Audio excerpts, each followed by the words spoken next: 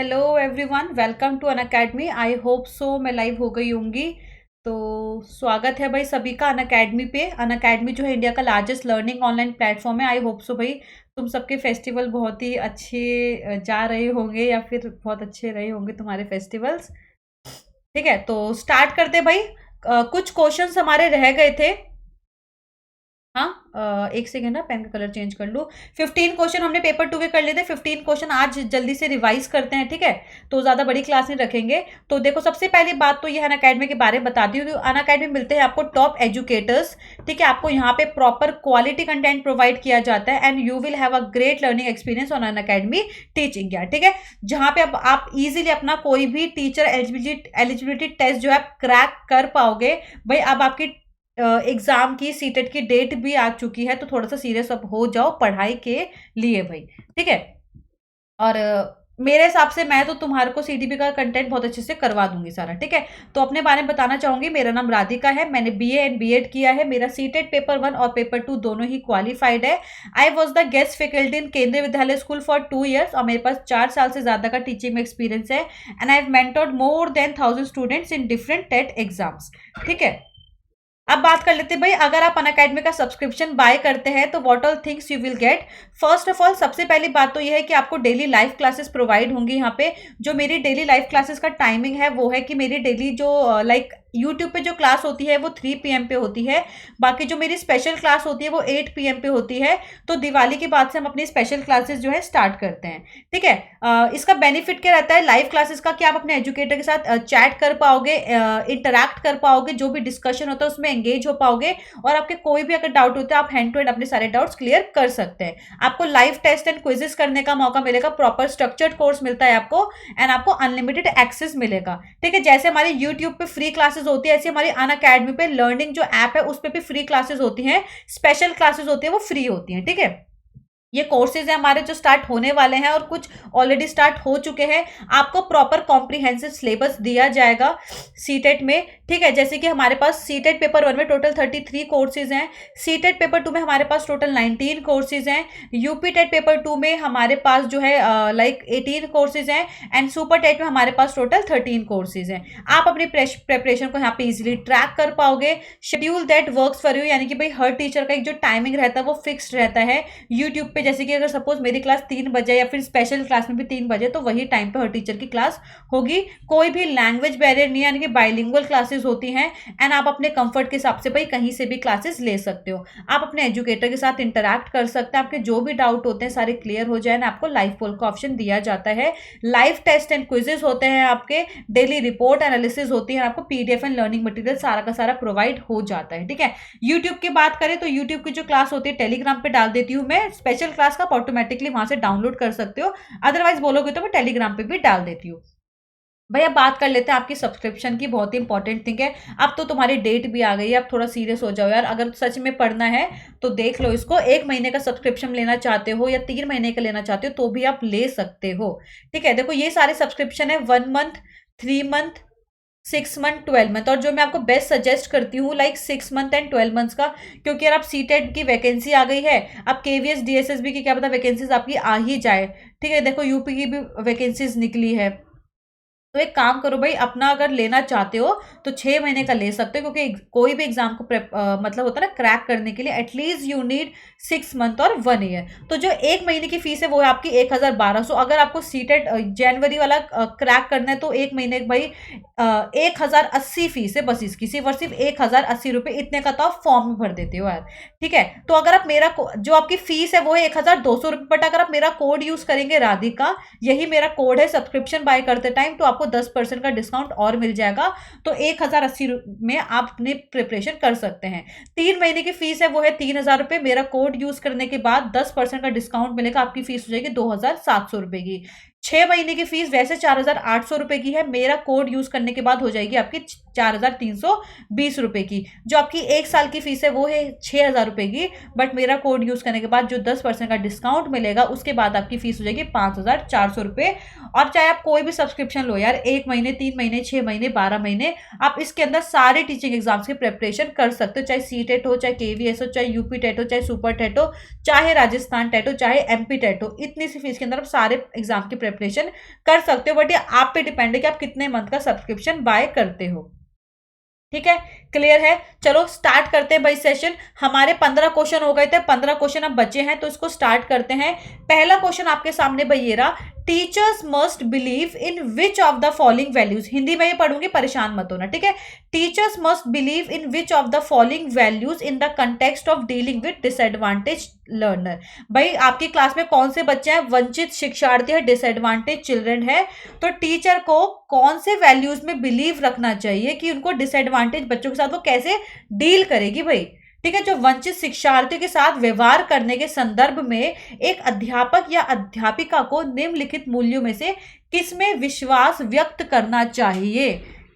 ये जो वंचित बच्चे हैं, जो डिसएडवांटेज बच्चे हैं, इनमें कौन सा विश्वास जो है टीचर को व्यक्त करना चाहिए उनके संदर्भ में, ताकि वो उनसे किस प्रकार का व्यवहार करें। पहला है personal accountability for student success, यानी कि छात्रों की सफलता हेतु व्यक्तिगत उत्तरदायित्व। दूसरा है high expectations of appropriate behaviour, यानी कि समुचित व्यवहार की उच्च अपेक्षाएं। तीसरा है no demands of any sort on the student, यानी कि विद्यार्थी से किसी प्रकार की मांग ना होना। और चौथा है for immediate compliance of students use of being shocked and angry, यानी कि विद्यार्थी द्वारा स्वीकृति हेतु आघात्मकता यानी कि शॉक्ड व क्रोध का प्रयोग करना। भाई आप बच्चों से ना बच्चों को फिजिकली हैरेस कर सकते हो, ना उनको पनिशमेंट दे सकते हो, ना बच्चों को मेंटली भी हैरेस नहीं करोगे। ठीक है, तो फोर्थ ऑप्शन तो आपका यहाँ पे पहले ही गया। आप आंसर मार्क करते रहो, ए बी सी डी जो भी है, हम साथ ही साथ डिस्कस भी करते रहेंगे। नो डिमांड्स नहीं भाई, आप बच्चों से एकदम हाई एक्सपेक्टेशंस रखो कि भाई एक तो आप वो बच्चे जो है डिसएडवांटेज लर्नर्स हैं, फिर भी आप उनसे एकदम हाई एक्सपेक्टेशंस रख रहे हो, नहीं। तो क्या है, छात्रों की सफलता हेतु व्यक्तिगत उत्तरदायित्व। भाई आप अपनी पर्सनल अकाउंटेबिलिटी भी रखोगे उन स्टूडेंट की सक्सेस की तरफ कि हाँ यार वो लोग भी सक्सेस हो सकते हैं, कर सकते हैं, टीचर जो है उनको सपोर्ट कर सकती है, स्कैफोल्ड कर सकती है। ठीक है, तो इसका आंसर कौन सा होगा? आई होप सो सबने आंसर नंबर 1 ही दिया है। किसी क्वेश्चन में कोई डाउट हो यार कमेंट बॉक्स में छोड़ देना। लास्ट में 15 में से कितने मार्क्स आए जरूर कमेंट करके मुझे सब बच्चे बताएंगे। ठीक है, क्वेश्चन नंबर 17 पे चलते हैं। स्लटरिंग, ठीक है, सॉरी स्टटरिंग, यानी कि निम्नलिखित में से किस पद्धति का प्रयोग करते हुए हकलाने यानी कि स्टटरिंग की समस्या को निपटा जा सकता है। ये क्वेश्चन आपको मैंने एमपी टेट के क्वेश्चन में भी आया था यार, as it is same question चेप दिया है। स्टटरिंग प्रॉब्लम यानी कि जो स्टैमरिंग प्रॉब्लम होती है, जो हकलाने वाली प्रॉब्लम है बच्चों में जो होती है, उसके साथ कैसे डील करा जा सकता है। डिक्टेटेड स्पीच होगी, दूसरा है प्रोलॉन्ग्ड स्पीच यानी कि प्रवर्धित वाक, ठीक है, तीसरा है प्रैग्मेटिक स्पीच यानी कि परिणामकारी वाक, और चौथा है आपका प्रोट्रैक्टेड स्पीच यानी कि लंबित वाक। जल्दी से कमेंट करके बताएं मुझे, मैं आपको ये करवा चुकी हूँ। जो बच्चे हकलाते हैं, जिनको हकलाने की प्रॉब्लम होती है, मैं आपको क्या बताया था, इसका आंसर क्या होगा, कौन सी स्पीच उनके लिए सबसे बेस्ट रहेगी। भाई प्रवर्धित वाक यानी कि प्रोलॉन्ग्ड स्पीच, जिसमें आप वर्ड्स को एकदम लॉन्ग लंबा लंबा खींच देते। एक वर्ड है, सपोज स्टटरिंग एक वर्ड है, उसको आप छोटे छोटे सिलेबस में डिवाइड कर दोगे, पार्ट में डिवाइड कर दोगे, उसको लंबा लंबा बुलवाओगे बच्चों से, तो इससे क्या होगा, बच्चों का हकलाने वाली जो चीज है बच्चों में, आप उसको थोड़ा सा क्या कर सकते हो, साथ डील कर सकते हो आप। ये बहुत ही इफेक्टिव बोलते ना, बहुत ही उपयोगी चीज है बच्चों के लिए, हकलाने वाले बच्चों के लिए प्रोलॉन्ग्ड स्पीच। फिलहाल तो कोल्ड ठीक नहीं हो, पता नहीं क्या है। क्वेश्चन नंबर 18 पे आते हैं भाई। In context of learning disabled children, अब भाई किसकी बात हो रही है, लर्निंग डिसेबल्ड बच्चे हैं। आपको पता है कौन कौन सी लर्निंग डिसेबिलिटीज होती हैं बच्चों को। ठीक है, providing immediate connections, stressing collaboration, collaboration की बात हो रही है, सब सहयोग करेंगे, एंड लिवरेजिंग, ठीक है, non learning technology such as instant messaging, intelligent search and content management are associated with which of the following design. भाई ये कौन से डिजाइन की बात हो रही है? सीखने में अशक्त डिसेबल्ड बच्चों के संदर्भों में तत्काल संबंधता प्रदान करना, सहयोग पर बल देना, तथा गैर अधिगमनात्मक तकनीकी जैसे कि तत्काल सूचनात्मकता, बुद्धिपूर्वक गवेषणा तथा सामग्री प्रबंधन का उत्तोलन यानी कि लिवरेजिंग निम्नलिखित में से किस प्रारूप से संबंध है? भाई बताएं। जैसे संग्रथित अधिगम यानी कि एम्बेडेड लर्निंग है, हस्तक्षेपी अधिगम यानी कि इंटरवेंशन, भाई हस्तक्षेपी इंटरवेंशन तो हो ही नहीं सकता। उपचारात्मक है, रिप्लाई टू रिमीडिएशन है। फोर्थ है आपका अधिगम का सार्वभौमिक प्रारूप। अधिगम का भाई मैं आपको बताया था यूडीएल में क्या होता है, सारे बच्चों को बेनिफिट दिया जाता है, टीएलएम की बात होती है उसके अंदर। जल्दी से बताएं 1 2 3 या 4, बताएं आंसर। 5 सेकेंड है तुम्हारे पास। अभी मैंने आपको बताया यूडीएल क्यों नहीं होगा, ठीक है, सारे बच्चों को बेनिफिट दिया जाता है, टीएलएम के रिगार्डिंग होता है, टीचिंग लर्निंग मटेरियल। 2018 में भी ये क्वेश्चन आया था आपका, बट वो यूडीएल से रिलेटेड आया था, और एक क्वेश्चन आपका 2014 में पूछ लिया गया था, बट वो यूडीएल से नहीं आया था। जो उसका आंसर होगा वो क्या होगा, संगठित अधिगम यानी कि एम्बेडेड लर्निंग। अगले सवाल पे चलते हैं। An inclusive classroom is that where, भाई एक समावेशी कक्षा वह है जहां, जहां पे क्या, फोटो भी लगाइए मैंने आपके लिए, इजीली हो जाएगा। Assessments are repeated till the time every learner achieves minimum grades, यानी कि तब तक आकलन की पुनरावृत्ति होती रहती है जब तक प्रत्येक अधिगमकर्ता न्यूनतम श्रेणी जो है प्राप्त ना कर ले, ठीक है। दूसरा है teachers teach from only prescribed book to lessen the burden of student, यानी कि विद्यार्थियों का भार कम करने के लिए अध्यापक केवल अनुमोदित पुस्तकों से ही पढ़ाते हैं बच्चों को। मैंने आपको बताया था जो आपकी किताबें होती है, जो आपकी पाठ्य पुस्तक होती है यार, सिर्फ और सिर्फ आपका एक रिसोर्स बुक है, रेफरेंस बुक है वो, ठीक है। Option number 3, there is an active involvement of children in solving as many problem as possible, यानी कि समस्याओं को अधिक समाधान करने की संभावना की दृष्टि से बच्चों की सक्रिय भागीदारी था। And option number 4 is teachers create diverse and meaningful learning experience for every learner. Inclusive की बात हुई है, समावेशी शिक्षा है, सबको इंक्लूड करके चलना है, तो ध्यान से आंसर देना।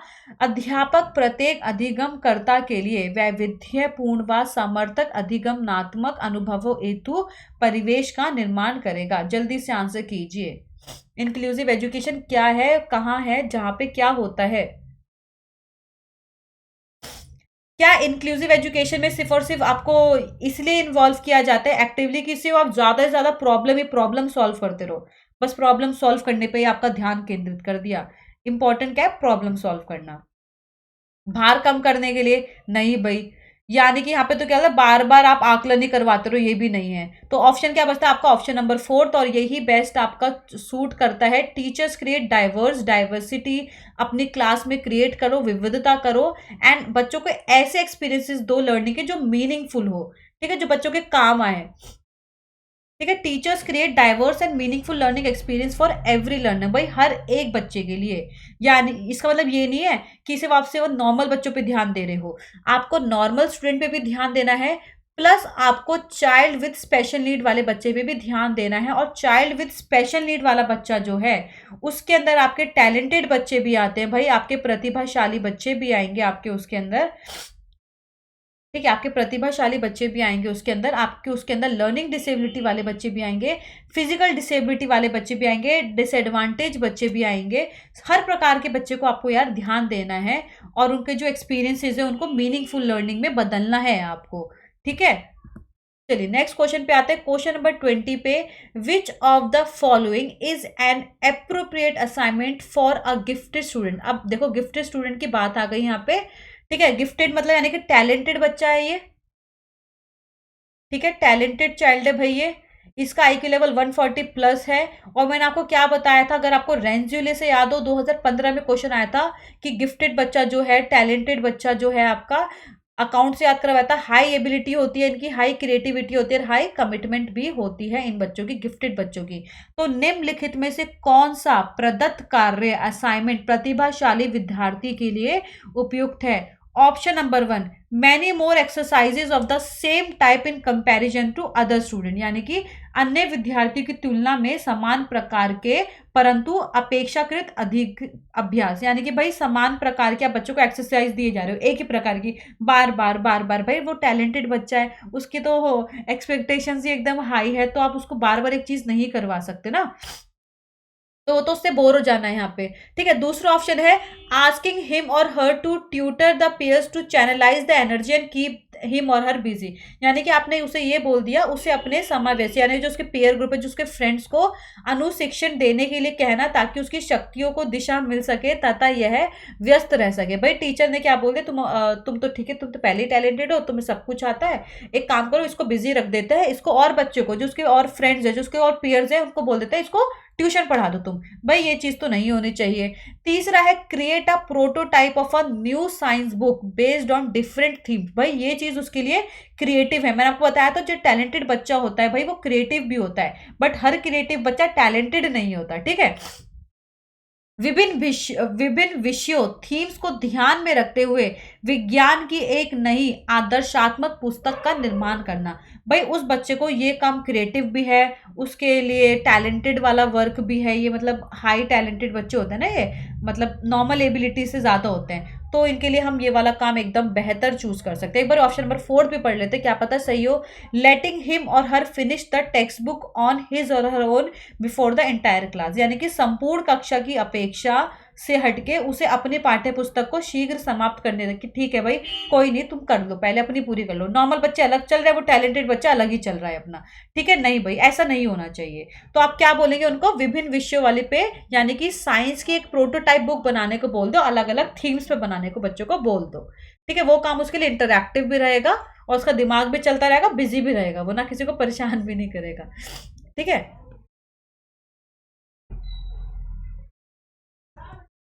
क्वेश्चन नंबर 21 पे आते हैं। सीटेट वाले बहुत लंबी लंबी कहानियां लिख देते हैं अगर इन्होंने पेपर को लेंदी बनाना होता है तो। चलिए क्वेश्चन नंबर 21 पे आते हैं भाई। Many measures have been taken at institutional level, ठीक है, to check the drop out cases in the school, यानी कि भाई स्कूल में जो ड्रॉप आउट वाले बच्चे हैं उनका एक सर्वे लिया गया, ठीक है। और बहुत सारे मेजर्स ये देखे गए इंस्टीट्यूट लेवल पे कि जो to check the drop out cases in school run by government agencies, which of the following is an institutional reason, यानी कि कौन सा एक रीजन हो सकता है कि जो बच्चे हैं वो ड्रॉप आउट हो रहे हैं। Reason for children dropping out of these schools, विद्यालय छोड़ने वाले विद्यार्थी के नियंत्रण की दृष्टि से सरकारी संगठनों द्वारा संस्था के स्तर पर विभिन्न उपाय किए गए हैं। निम्नलिखित में से कौन सा कारण संस्थानिक स्तर से जुड़ा है जिसके कारण बच्चे विद्यालय छोड़ देते हैं। भाई आपको सीधी सी बात ये बतानी है कि जो बच्चे इतना ज्यादा ड्रॉप आउट करते हैं उसके पीछे क्या कारण है, क्यों, क्या कारण हो सकता है इसके पीछे, बस सिंपल सी बात ये समझ लो। There is a lack of infrastructure such as blackboard and toilet, क्या बच्चा विद्यालय इसलिए छोड़ के जा रहा है कि आपके क्लास में ब्लैक बोर्ड नहीं है, क्या आपके स्कूल में टॉयलेट नहीं है, ठीक है। दूसरा है teachers are not having appropriate qualifications and are paid lesser salaries, भाई यहाँ पे टीचरों को कम सैलरी मिल रही है तो इसे बच्चे क्यों छोड़ के भागेंगे, या तो टीचर छोड़ के भागेंगे ना, ठीक है। Teachers are not having appropriate qualification and are paid lesser salaries की कोई बात नहीं है। तीसरा ऑप्शन है teachers have not been sensitised about the need of treating children well, यानी कि बच्चों से भली भांति व्यवहार कैसे करना है, बच्चों से अच्छा व्यवहार कैसे करना है, इस करने की आवश्यकता के प्रति अध्यापकों का संवेदनशील ना होना, यानी कि आपको ऐसा लग रहा होगा कि भाई इसलिए विद्यालय बच्चे छोड़ के जा रहे हैं क्योंकि आपका टीचर अच्छे से बिहेव नहीं कर रही हो बच्चों के साथ, ठीक है। ऑप्शन नंबर 4 है there is no alternative curriculum for children who reject the compulsory curriculum offered. अब ध्यान से समझना, जो बच्चे अनिवार्य पाठ्यचर्या को स्वीकार नहीं कर पाते उनके लिए विकल्पात्मक पाठ्यचर्या ना होना, यानी कि ये समझो कि ये जो बच्चे हैं इनके लिए कोई ऑल्टरनेटिव करिकुलम ही नहीं बनाया गया है, ठीक है। तो there is no alternative curriculum for children who reject the, मतलब ये जो बच्चे हैं कंपल्सरी करिकुलम है, यानी कि बोल दे आपको ये पढ़ना है तो पढ़ना है, ठीक है। तो एक बच्चों को लग रहा है कि मेरे से नहीं पढ़ा जा रहा, मेरे को कोई और ऑप्शनल चीज दे दो, तो वहां पे ये चीज है ही नहीं, तो इसलिए बच्चे क्या है ड्रॉप आउट कर रहे हैं। तो यही रीजन सबसे बड़ा देखा गया था कि बच्चे जो है ड्रॉप आउट कर रहे हैं कि वो जो करिकुलम है वो इतना फिक्स्ड है, वो कंपल्सरी करिकुलम हो गया है बच्चों के लिए कि आपको यही लेना, बच्चे उसमें क्या पता रेगुलरली बच्चे फेल हो रहे हो और उनके लिए कोई ऑल्टरनेटिव करिकुलम नहीं है, ठीक है। तो there is no alternative curriculum for children, कोई दूसरा विकल्प नहीं है, कोई दूसरा विकल्प पठाचार्य नहीं है उन बच्चों के लिए who reject the compulsory curriculum, क्योंकि यार उन्हें वो रिजेक्ट करना ही पड़ता है। अगर उन्हें लग रहा है कि भाई ठीक है हमसे साइकोलॉजी नहीं हो रही, हमें कोई और, सपोज ऐसा होता है ना 11th-12th में ऑप्शंस दिए जाते हैं हिंदी संस्कृत साइकोलॉजी में, मेरे स्कूल का ऑप्शन बता रही हूँ मैं, या तो हिंदी ले लो या साइकोलॉजी ले लो या संस्कृत ले लो। अगर मेरे लिए सब साइकोलॉजी कंपलसरी कर दी कि नहीं तुम्हें साइकोलॉजी पढ़नी ही पड़ेगी वरना तुम पास नहीं हो पाओगे, तो मैं बोलती यार जब पढ़ी ही नहीं जा रही, बार बार फेल हो रही हूँ इसके अंदर, तो मुझे कोई और ऑप्शन दे दो ना, मुझे हिंदी दे दो, मुझे संस्कृत दे दो। ठीक है, तो उसकी बात क्या हुई कि there is no alternative curriculum for children who reject the compulsory curriculum offered, ये इसका आंसर है best. I hope so clear होगा भाई, सबको कोई डाउट नहीं होगा। एक तो कोल्ड की वजह से इतना सर दर्द होता है ना। लर्निंग डिसेबिलिटीज आर, भाई ये क्वेश्चन मैं तुम्हें पहले एमपी डेट में भी क्वेश्चन पूछा गया है ये, तो आंसर करेंगे। अधिगम अक्षमताएं, लर्निंग डिसेबिलिटीज कौन कौन सी होती है? Dyslexia, dysgraphia, dyspraxia, dysphagia, dyscalculia, ये सारी चीजें। ठीक है, ये क्या है? Learning disabilities are objective facts and culture has no role in determining them, यानी कि वस्तुपरक तथ्य है तथा संस्कृति की इनमें कोई भूमिका नहीं है। दूसरा है सिनोनिम्स विद डिसलेक्सिया, कभी कभी तो ऐसे ऑप्शन डाल देता है कि तुम सोचने में मजबूर हो जाए, हैं ये कहाँ से इन्होंने लर्निंग डिसेबिलिटी के साथ दे दिया। सिनोनिम विद डिसलेक्सिया यानी कि पठन अक्षमता के पर्याय है, यानी कि इन्होंने क्या बोल दिया कि जितनी भी लर्निंग डिसेबिलिटी है किसका सिनोनिम है, वो सिर्फ और सिर्फ डिसलेक्सिया का। भाई अगर डिसलेक्सिया का सिनोनिम होता फिर बाकी की आपकी वो कहाँ है, डिस्ग्राफिया कहाँ है, आपका डिस्पेरेक्सिया कहाँ है, डिस्फेजिया कहाँ है, डिस्कैलकुलिया कहाँ है। ठीक है, तो ये बात यहाँ पे गलत हो गई। तीसरा है also present in children with average और अबव एवरेज आईक्यू, यानी कि सामान्य या उससे अधिक बुद्धि लब्धांक वाले बच्चों में भी पाई जाती है। देखो हम हमेशा पढ़ते हैं जो लर्निंग डिसेबिलिटीज होती है, एक तो आईक्यू लेवल जिनका कम होता है उनमें ये हो सकती है। ठीक है, तो लर्निंग डिसेबिलिटीज उनमें भी हो सकते हैं जिनका आईक्यू लेवल, सपोज ये नॉर्मल आईक्यू लेवल है 90 से लेके 110, तो इन बच्चों में भी हो सकती है जिनका आईक्यू लेवल इससे भी ऊपर है, सपोज 120 है, सपोज 130 अगर इन बच्चों का आईक्यू लेवल, तो इनमें भी लर्निंग डिसेबिलिटी पाई जा सकती है। एक तो हमें पता है कि चलो जिनका आईक्यू लेवल लो होता है उनमें भी लर्निंग डिसेबिलिटी हो सकती है, ये नहीं कि हमेशा होगी ही होगी, उनमें भी आईक्यू लेवल लर्निंग डिसेबिलिटी हो सकती है। तो ये क्या है कि जो लर्निंग डिसेबिलिटीज हैं वो आपके जो एवरेज आईक्यू है उनमें भी हो सकती है, और जो अबव एवरेज आईक्यू वाले बच्चे हैं उनमें भी प्रेजेंट होती है। ठीक है, क्लियर है? तो जो आपकी लर्निंग डिसेबिलिटीज डिसलेक्सिया, डिस्ग्राफिया, ये नॉर्मल बच्चों में भी प्रेजेंट होती है, और जो जिनका आईक्यू लेवल नॉर्मल बच्चों से भी ऊपर है, 90 से 110 से भी ऊपर है, नॉर्मल है, जो बच्चे सुपीरियर है, उनमें भी लर्निंग डिसेबिलिटी जो है प्रेजेंट होती है। ठीक है, not immutable respective of time and nature of intervention, यानी कि समय व हस्तक्षेप के स्वरूप की अपेक्षा करते हुए भी आप परिवर्तनशील नहीं होते हैं। नहीं भाई, मैं आपको ये क्वेश्चन करवा चुकी हूँ, तो इसका आंसर क्या होगा? Answer number 3। एमपी डेट में भी ये क्वेश्चन आपसे पूछा जा चुका है। Question number 23। ठीक है, problem solving is more likely to succeed in school where, भाई समस्या समाधान प्राय उन विद्यालयों में सफल है। भाई कौन से विद्यालयों में ये चीज सफल है? क्या प्रॉब्लम सॉल्विंग सफल है? Where a flexible curriculum is in place, यानी कि परिवर्तनशील यानी कि लचीला पाठ्यचर्या है जहाँ पे। दूसरा है homogeneous group of students are present in the classes, यानी कि कक्षाओं में छात्रों का समूहीकरण उपलब्ध है। मैंने आपको बताया तो होमोजीनियस ज्यादा बेटर नहीं रहता, हेट्रोजीनियस ज्यादा बेटर रहता है। होमो मतलब होता है सेम, हेट्रो मतलब अलग अलग प्रकार के होंगे। ठीक है, तीसरा है the emphasis is only on higher ordered academic achievement, यानी कि केवल उच्च स्तरीय शैक्षिक उपलब्धि पर ही बल दिया जाना चाहिए हायर ऑर्डर्ड एकेडमिक अचीवमेंट में, कि आपको वहीं पर ही पहुंचना है, वही आपको अचीव करना है, एकदम फर्स्ट सेकंड वाली चीजें ही हैं, तभी जो है बच्चे प्रॉब्लम सॉल्विंग आपके स्कूल में सक्सीड हो पाएगी। फोर्थ ऑप्शन है teacher centric pedagogy is in effect, भाई टीचर सेंट्रिक तो हो ही नहीं सकता, अब तो हमारा लर्नर सेंटर्ड है, चाइल्ड सेंटर्ड है। ठीक है, तो क्या होगा इसका आंसर? जल्दी से आंसर बताए, फर्स्ट, सेकंड, थर्ड या फोर्थ?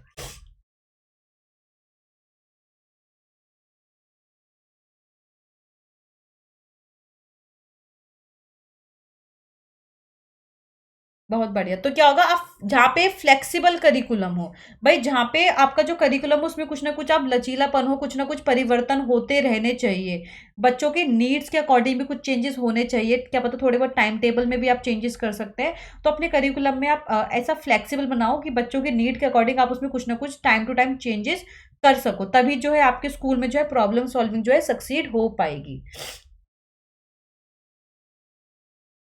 चलिए नेक्स्ट क्वेश्चन पे चलते हैं। कॉग्निटिव अप्रेंटिसशिप्स एंड इंस्ट्रक्शनल कंजर्वेशन, भाई संज्ञानात्मक प्रशिक्षुता तथा शैक्षिक संवाद के बारे में बात हुई है।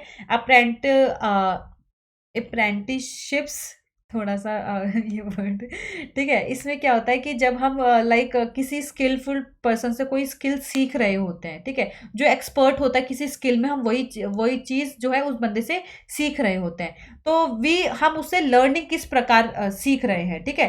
Conceive learning as a social activity अधिगम को एक सामाजिक गतिविधि के रूप में ग्रहण करते हैं, ठीक है? कोई ना कोई चीज़ हम सीख रहे हैं ना, are based on application of inductive reasoning भाई आगमनात्मक तार्किकता के अनुप्रयोग पर आधारित है।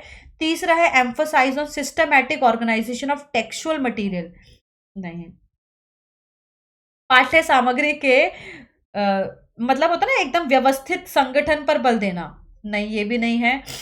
फोर्थ है highlight the end of practical training to achieve efficiency, यानी कि कुशलता की प्रति हेतु व्यवहारिक प्रशिक्षण की आवश्यकता पर बल देना, नहीं बिल्कुल। तो ऑप्शन नंबर 1 सबसे बेस्ट है, conceive learning as a social activity, अधिगम को एक सामाजिक गतिविधि के रूप में ग्रहण करने को हम बोलते हैं संज्ञानात्मक प्रशिक्षुता तथा शैक्षिक संवाद। संवाद हो रहा है, इंस्ट्रक्शन कॉन्वर्जेशन हो रहा है, आपकी सामाजिक गतिविधि है ये, ठीक है? आप उसी रूप में जो है अधिगम को ग्रहण कर रहे हैं, ठीक है? कभी कभी तो कॉमन सेंस भी आप लगा के आंसर कर सकते हैं कुछ, ठीक है? 5 क्वेश्चन बचे हैं बस। Which of the following should be a right way for a teacher who intends to correct error of his or her student? भाई जो अध्यापक या अध्यापिका अपने विद्यार्थियों की त्रुटियों में सुधार करना चाहता है या चाहती है, उसके लिए निम्नलिखित में से कौन सा समुचित मार्ग है? सबसे बेस्ट तरीका आपको बताना है कि टीचर्स को बच्चों के एरर्स को करेक्ट कैसे करना चाहिए या फिर करना है उसे, ठीक है? फर्स्ट है he or she must correct every error of his or a student if it is required late sitting in the school, यानी कि आपको बच्चे की भाई हर एक गलती, चाहे उसमें छोटी सी गलती क्यों ना करी हो, उसको भी आपको ठीक करना, चाहे आप उसको लेट तक स्कूल में बिठाए रखो, ठीक है? यानी कि उसे अपने विद्यार्थी की प्रत्येक त्रुटि का संशोधन करना चाहिए, इसके लिए चाहे उसे विद्यालय में देर तक बैठना पड़े, ठीक है? खुद बैठेगी तो बच्चे को भी बिठाना पड़ेगा। दूसरा है उसे बार बार की जाने वाली तथा सामान्य त्रुटियों की अ, अपेक्षा कम बार होने वाली त्रुटियों का अधिक संशोधन करना चाहिए, यानी कि he or she should correct less frequent errors, ठीक है, more often than higher frequent and generality errors. तीसरा है उसे उन त्रुटियों का संशोधन करना चाहिए जो सामान्य अर्थ व अवबोधनात्मक में हस्तक्षेप करती है। ही or she should correct errors that interfere the general meaning and understand ability. Fourth है अगर त्रुटि संशोधन प्रक्रिया बच्चों को शुद्ध करती है तो उसे उनका संशोधन नहीं करना चाहिए। ही और should not correct errors if it irritates the children, भाई अगर बच्चों को वो चीज़ इरिटेट कर रही है कि भाई क्यों सही कर रहे हो हमारी गलतियों को, तो वो चीज़ आपको नहीं करनी चाहिए। तो ये ऑप्शन तो बिल्कुल ही गलत है ना। तो 2 ऑप्शन बचते हैं, सेकंड या थर्ड। बिल्कुल आप सारे बच्चे ऑलमोस्ट सही ही आंसर दे रहे हो, तो उसका आंसर क्या होगा? Answer number 3। भाई टीचर को वहां बच्चे को करेक्ट करो जहां पे उसको ऐसा लग रहा है कि इसका जो जनरल मीनिंग है वो बच्चों की तरफ गलत जा रहा है, बच्चे इसका कंसेप्ट जो है गलत समझ रहे हैं, ठीक है? तो तब टीचर को उसे करेक्ट करना जरूर है, ठीक है? सपोज आपसे कोई क्वेश्चन पूछती हूँ, आपने गलत आंसर दे दिया, कहूँगी अरे आपका तो इसका कंसेप्ट ही क्लियर नहीं है, तो चलो मैं आपको यहाँ पे करेक्ट कर देती हूँ। जहाँ पे मुझे ऐसा लगेगा ना कि जहाँ पे मेरे को आपको उसका जनरल मीनिंग पता होना चाहिए, आपकी अंडरस्टैंड एबिलिटी मेरे को आपको सही करनी चाहिए, तो वहीं मैं आपके एरर जो है ठीक करूँगी। तो एज अ टीचर आपको भी यही करना चाहिए, हर गलतियों को, ये नहीं कि मतलब बच्चा छोटी-छोटी गलती के लिए बच्चों को करेक्ट कर रहे हो, अरे तुमने ये कर दिया, अब ये, तुमने ये कर दिया, फिर ये। मतलब हर छोटी-छोटी एरर के लिए आप बच्चों को ठीक मत करो, उन्हें करेक्ट मत करो, ठीक है? उसे भी लगेगा क्या यार मैम, ठीक है? तो कौन से एरर्स के लिए करेक्ट करना है? जो बच्चों की जनरल मीनिंग में इंटरफेयर कर रहे हो एंड अंडरस्टैंडेबल, जो बच्चों को समझने में, जो बच्चों को बहुत ज्यादा प्रॉब्लम आ रही है, तो एज अ टीचर आप समझ ही जाओगे। The following skills are involve in emotional intelligence except, भाई कौन सी 3 स्किल्स हैं जो भावनात्मक बुद्धि से संबंधित है और एक ऐसी चीज है, एक ऐसा कौशल है जो भावनात्मक बुद्धि से संबंधित नहीं है? तो आपको कौन सा आंसर देना है? वो कौन सी स्किल है जो इमोशनल इंटेलिजेंस यानी कि भावनात्मक बुद्धि से संबंधित नहीं है? अवेयरनेस ऑफ इमोशन, भाई उस दिन भी क्वेश्चन करवाया था मैंने तुम्हें इसका। अवेयरनेस ऑफ इमोशन, भावनाओं के प्रति जागरूकता, आपको पता होना चाहिए भाई आपके इमोशंस कैसे हैं, किस प्रकार के आपके इमोशंस है, क्या आप उन पर कंट्रोल कर पाते हैं, यानी कि मैनेजमेंट है भावनाओं का प्रबंधन। अवेयरनेस आपको पता होना चाहिए भाई मेरा किस टाइप के इमोशंस है, ठीक है? मैं कैसा हूँ, मैं किस टाइप का हूँ, किस प्रकार का हूँ, आपको पता होना चाहिए भाई कि मैं इस सिचुएशन में इतना इमोशन हो जाता हूँ, इस वाली सिचुएशन में बहुत स्ट्रांग फील करता हूँ। मैनेजमेंट ऑफ इमोशन, आपको अपने इमोशंस पे कंट्रोल करना भी आना चाहिए। क्रिटिसिज्म ऑफ इमोशन यानी कि भावनाओं की आलोचना, ये क्वेश्चन हरियाणा टेट में भी पूछा गया था एक बारी इसी से related. Option number 4 is amicable relation with class fellows यानी कि कक्षा सहपाठियों के साथ मैत्रीपूर्ण व्यवहार। भाई ये भी आपका इमोशनल इंटेलिजेंस से रिलेटेड है, जब आप दूसरों के साथ जो है रिलेशंस बनाते हैं, ठीक है। कक्षा सहपाठियों के साथ मैत्रीपूर्ण व्यवहार, जिससे आप रिलेशन बनाते हैं, जिसके साथ व्यवहार कैसा करेंगे अपने क्लास फेलो के साथ, तो ये चीज भी आपका इमोशनल इंटेलिजेंस का ही एक स्किल है। तो इसमें कौन सा एक स्किल नहीं है? क्रिटिसिज्म ऑफ इमोशन यानी कि भावनाओं की आलोचना। क्यों तुमने ऐसा बिहेवियर करा, क्यों करा, कैसे करा, ये चीज इसमें इंक्लूड नहीं होगी। तो क्या क्या इंक्लूड होगा? अवेयरनेस होगा आपका, awareness of emotions, management of emotions, और दूसरों के प्रति आपका बिहेवियर कैसा है, मैत्रीपूर्ण बिहेवियर होना चाहिए कैसा है, वो सारी चीजें आपका इमोशनल इंटेलिजेंस के क्या है, आपके स्किल्स हैं। और किसको छोड़ के? क्रिटिसिज्म ऑफ इमोशंस को छोड़ के। भावनाओं की आलोचना नहीं करना भाई, ठीक है। उसकी मर्जी जैसी उसकी पर्सनैलिटी है। Question number 27।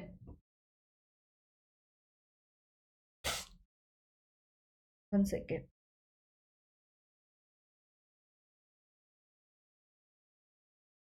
चलो। While appearing in an assessment, ठीक है भाई, आप असेसमेंट में अपेयर कर रहे हैं। Devika finds her arousal as energising, whereas Rajesh जो है, राजेश है, finds his arousal as discouraging. भाई वो जो लड़की है देविका, वो बहुत एनर्जाइजिंग है, और जो राजेश है वो डिस्करेजिंग है। Their emotional experiences are most likely to differ with respect to, लेकिन इनके जो इमोशनल एक्सपीरियंसेस है ये अलग है, किसके रिस्पेक्ट में? आकलन प्रक्रिया के दौरान देविका की उत्तेजना ऊर्जापूर्ण होती है, ठीक है, उसकी जो उत्तेजना है वो ऊर्जापूर्ण है आकलन की प्रक्रिया में। जबकि राजेश की उत्तेजना क्या है? अनुत्साही है, वो बहुत ज्यादा ऊर्जा है उसके अंदर, और ये अनुत्साही है। हमारा कौन? हमारा राजेश, ठीक है। उन दोनों के भावनात्मक अनुभवों का अंतर किससे संबंध है भाई? भावनात्मक अनुभवों का संबंध किससे है? पहला है the duration of the time, समय अंतराल की बात हो रही है। दूसरा है द एक्सट्रीमिटी ऑफ इमोशन यानी कि भावनाओं का भावनाओं की परिकाष्ठा। तीसरा है द लेवल ऑफ अडेप्टेशन यानी कि कैसे आप उस स्तर को अनुकूल कर रहे हैं, कैसे आप उस चीज में अडेप्ट कर रहे हैं खुद को। और चौथा है द इंटेंसिटी ऑफ थॉट यानी कि विचारों का घनत्व। चलिए आंसर कीजिए जल्दी से। The duration of time, extremity of emotion, the level of adaptation and the intensity of thought. तो इसका बेस्ट आंसर जो होगा आपका द लेवल ऑफ अडेप्टेशन, अनुकूलन का स्तर, कैसे आपने उसको अडेप्ट करा है, कैसे आप उसमें अनुकूल हुए हैं, ये इससे संबंध है आपका भावनात्मक अनुभव, ठीक है। क्योंकि किसकी बात करिए? भावात्मक अनुभव की बात भी करिए यहाँ पे, एक्सपीरियंसेस की बात करिए ना आपसे यहाँ पे। तो एक्सपीरियंसेस कैसे आएंगे आपको, कैसे आपने चीजों को अडेप्ट करा है। Question number 28। The government of India has started mid day meal scheme for the elementary school. Which of the following theories of motivation supports this scheme?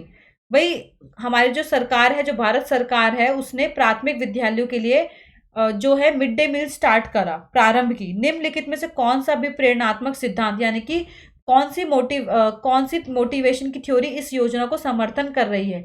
Behaviourist यानी कि व्यवहारवाद है। दूसरा है सोशियो कल्चर यानी कि सामाजिक सांस्कृतिक है। तीसरा है कॉग्निटिव यानी कि संज्ञानात्मक है। और चौथा है आपका ह्यूमनिस्टिक यानी कि मानवीय यानी कि मानवतावाद। जल्दी से आंसर दीजिए, बहुत ही इजी क्वेश्चन है भाई। मिड डे मील लॉन्च करी, क्यों करी? ह्यूमंस की नीड को ध्यान में रखा गया। तो ये सारी चीजें किससे रिलेटेड है, कौन सी मोटिवेशन की थ्योरी से रिलेटेड है भाई? ह्यूमनिस्टिक, मानवीय यानी कि मानवतावाद।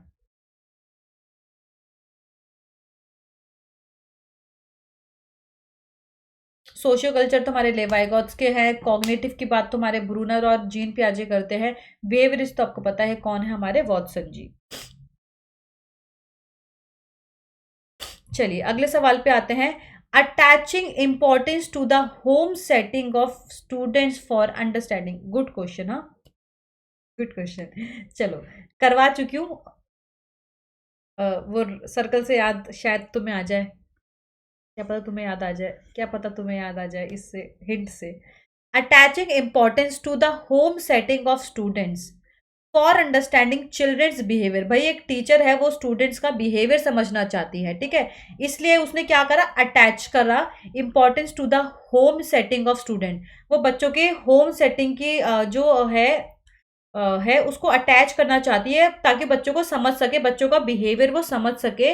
और जब वो बच्चे का व्यवहार, बच्चे का बिहेवियर, बच्चे का इन्वायरमेंट कैसे, उसका घर का इन्वायरमेंट है, कौन कौन सी वो चीज़ें करता है, क्या नहीं करता है, मतलब जितनी भी चीज़ है जो अपने घर में वो करता है, उसके होम का इन्वायरमेंट है, जो उसकी होम की सेटिंग है, उसका बिहेवियर कैसा है घर में, तो टीचर क्या है, उसको अंडरस्टैंड करना चाहती है, ठीक है। और वो चाहती है जब वो इसको समझे, एंड यूजिंग दिस इन्फॉर्मेशन, फिर वो जो सारी इन्फॉर्मेशन ले लेगी। जैसे पेरेंट्स टीचर मीटिंग में क्या होता है, पेरेंट्स और टीचर मिलते हैं, पेरेंट्स जो है बच्चे के बारे में बताते हैं। आपको होता है ना कि कोई एक बच्चा है, सपोज आपकी क्लास में बहुत ज्यादा परेशान रहता है, या कुछ कोई बच्चे होते हैं बहुत ज्यादा हाइपर एक्टिव रहते हैं, किन बच्चे डिसेबल्ड है, कोई बच्चे को लर्निंग डिसेबिलिटी है। तो जब पेरेंट्स टीचर मीटिंग में जो है पेरेंट्स आते हैं स्कूल में, तो वो डिस्कस करते हैं कि अच्छा आप इनके बारे में बताएं, ये होमवर्क क्यों नहीं कर पाता, क्यों इसको इतनी परेशानी, क्यों ये इतनी स्पेलिंग मिस्टेक कर रहा है, क्यों ये राइटिंग में, तो क्यों इतनी मिस्टेक्स कर रहा है। तो फिर टीचर क्या पूछती है, अच्छा ये बताएं घर में इसका रूटीन बताएं, कैसा इसका बिहेवियर है, घर में कैसा रहता है, ये कितना टाइम इसने डिवोट करा है पढ़ाई की तरफ, आप इसको हेल्प करती है या नहीं करती है। तो टीचर्स ये जो बच्चों की अंडरस्टैंडिंग, बच्चों को समझना चाह रही है, जो उसने इन्फॉर्मेशन ले रही है, तो वो किस लिए ले रही है, फॉर बिल्डिंग इफेक्टिव पेडागोजी, ठीक है, ताकि वो अपने टीचिंग ऑफ मेथड्स को और ज्यादा इफेक्टिव बनाए, ताकि वो जो बच्चा गलतियां कर रहा है वो और इसमें ज्यादा गलतियां ना करे, उसमें सुधार आ सके।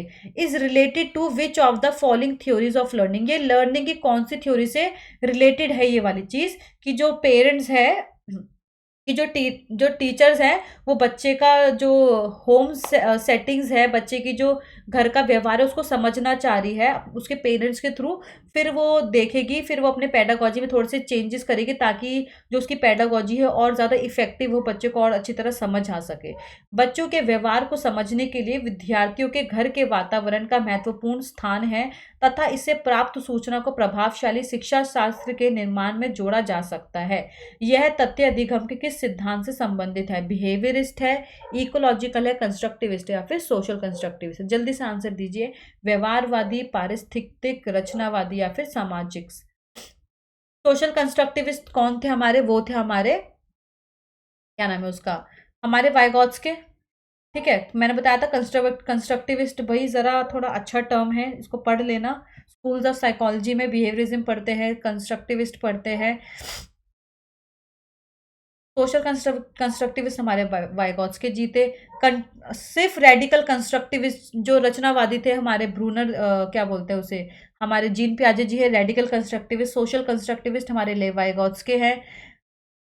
इकोलॉजिकल या फिर बिहेवियरिस्ट, बिहेवियरिस्ट की तो यहाँ पे कुछ ऐसी हैबिट फॉर्मेशन की कोई बात हो नहीं रही है यहाँ पे, वो तो बस टीचर बच्चे का घर का जो वातावरण है उसके बारे में कुछ सूचना लेना चाहती है, ताकि वो जो अपना शिक्षा शास्त्र, जो अपनी पेडागोजी, उसको और ज़्यादा प्रभावशाली बना सके। तो ये किससे है भाई, ये है आपका इकोलॉजिकल, ठीक है, इकोलॉजिकल लर्निंग थ्योरी से रिलेटेड है। ये मैं आपको करवा चुकी हूँ ब्रॉन ब्रैनर की, तो इसको ज़रा रिवाइज कर लीजिएगा याद से, ठीक है। लास्ट क्वेश्चन पे चलते हैं, क्वेश्चन नंबर 30। कमेंट करके बताना कितने आए, कितने सही हुए। Which of the following may be the best way to deal with an inattentive child in the classroom. भाई आपकी क्लास में एक बच्चा ऐसा जो इनअटेंटिव है, जिसका ध्यान बार बार भंग हो जाता है। अटेंट मतलब होता है ना, एक कार्य की तरफ कक्षा में जो आप पढ़ा रहे हो उसकी तरफ वो अटेंशन ही नहीं है उसका। कक्षा में ध्यान ना देने वाले बच्चे के व्यवहार करने के लिए कौन सा उपाय सर्वाधिक लाभकारी हो सकता है। पहला ऑप्शन है बच्चे को समूह महसूस कराने के लिए उसे कक्षा में सबके सामने बार बार आप डांटना, डपटना, मतलब जो भी उसको डांटना, फटकारना जो है बच्चे को। सेकंड है बच्चे को उस जगह बैठाना जहां सबसे कम ध्यान भंग हो सके। तीसरा है ध्यान केंद्रित करने के लिए कार्य करते हुए बच्चे को खड़े रहने की अनुमति देना। एंड ऑप्शन नंबर 4 इस बच्चे के ध्यान को स्फूर्ति युक्त बनाने के लिए बीच बीच में उसे अवकाश देना। चलिए बताएं आंसर, मैं इंग्लिश में पढ़ देती हूँ। नैग द चाइल्ड, बच्चे को आप डांट फटकार दो, as frequently in front of the whole class to make him or her realise, कि भाई उसको रियलाइज करवा रहे हो तुम्हारा ध्यान नहीं है, तुम ध्यान का है तुम्हारा, टीचर चौक पे मार देती है। मतलब उसको आप डांटना फटकारना तो बहुत ही नेगेटिव वर्ड है, आप बच्चे को डांटेंगे नहीं अगर बच्चा आपकी क्लास में ध्यान नहीं दे रहा है तो। Make the child sit in the most distraction reduced area, यानी कि बच्चे को ऐसी जगह बिठा दो जहां बच्चे का ध्यान जो है भंग ना हो सके। तीसरा है allow the child to stand while working. बिल्कुल भी नहीं भाई, आप बच्चों को बोल रहे हो खड़े हो जाओ वहां पे, ताकि मतलब टीचर ही पढ़ा रही है, अब खड़े हो जाओ ताकि तुम्हारा ध्यान रहे। बट पहले करती थी टीचर ऐसा, तुम्हें समझ नहीं आ रहा, तुम्हारा ध्यान बाबा इधर है, चलो तुम खड़े हो जाओ या क्लास के बाहर चले जाओ, तुम्हें डांट देती थी टीचर, पहले तो यही होता था। बट अगर आपको एक नंबर चाहिए तो ये मत करना, क्योंकि हम सबके साथ ये हुआ होगा, है ना, एक्सपीरियंस करा होगा हमने ये सब चीजें स्कूल में। Provide the child frequent breaks to refresh his or her attention, यानी कि आप बच्चे को फ्रीक्वेंटली मतलब बार बार ब्रेक देते रहो। ठीक है, ब्रेक दे रहे हो, ठीक है, नहीं समझ आ रहा कोई बात नहीं, तू ब्रेक ले ले, जा घूम के आ जा, ठीक है। दूसरी बार आया, नहीं अभी भी समझ आ रहा, जाओ ब्रेक ले लो। तो भाई ये चीज तो नहीं है ना, बार बार बच्चे को ब्रेक देंगे, ठीक है।